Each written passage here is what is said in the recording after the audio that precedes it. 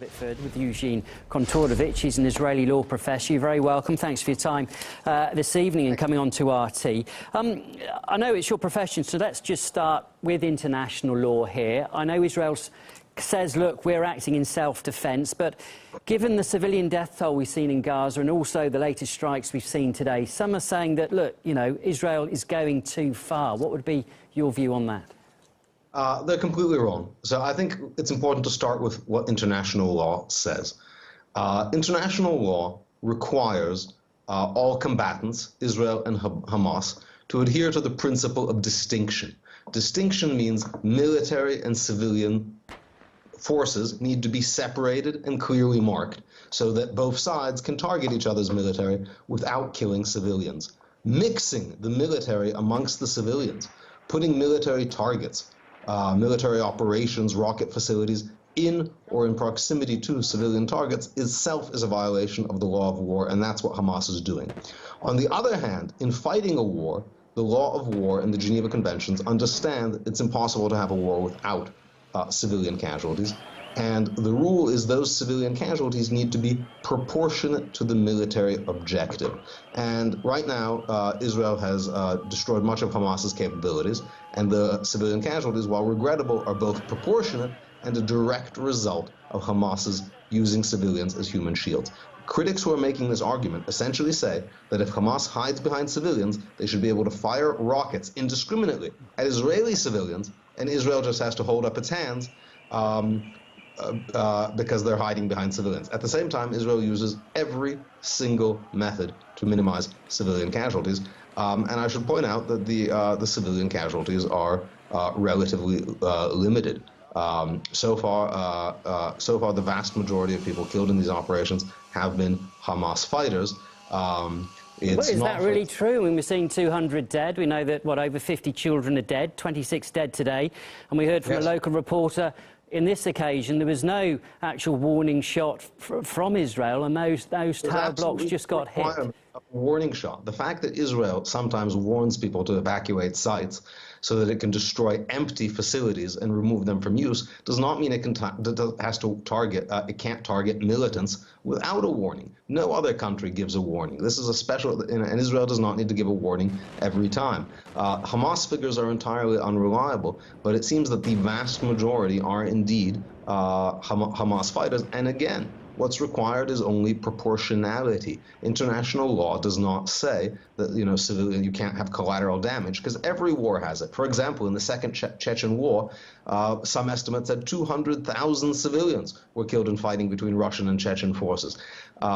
Is that proportionate? Is it not? Each strike needs to be analyzed individually. But no one has ever fought a war without civilian casualties. And in this case, Hamas wants to have civilian casualties to generate the kind of coverage that we've heard for the past 15 minutes. Of course, they would obviously deny that, though.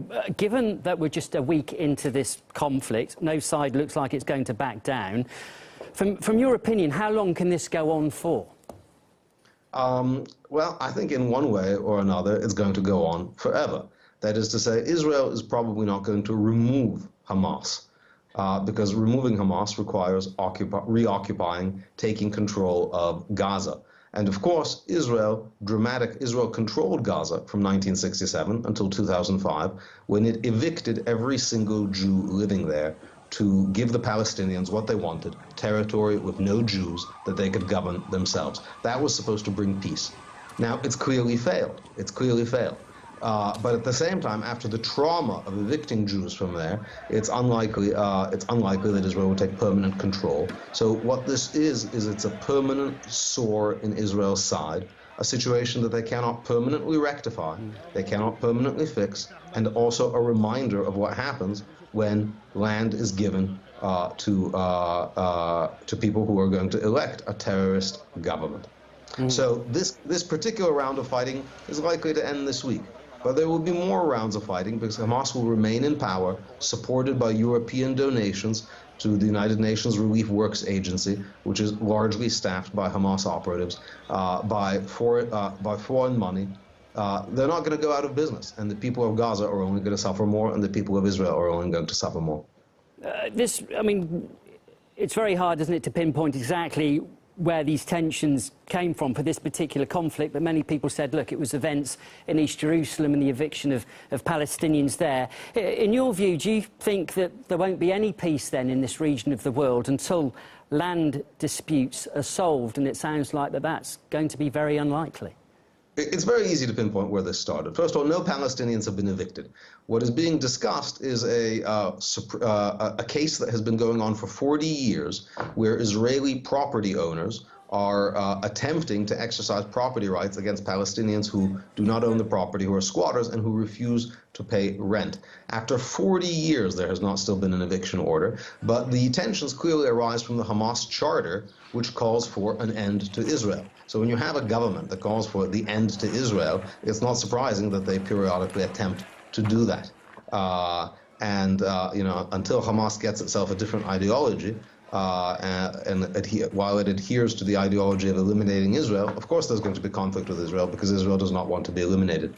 OK, Mr. Kontorovich, look, we're going to have to leave it there, but good to get your perspective on all of this. That was Eugene Kontorovich. He's an Israeli law professor. Thanks for coming on. My pleasure.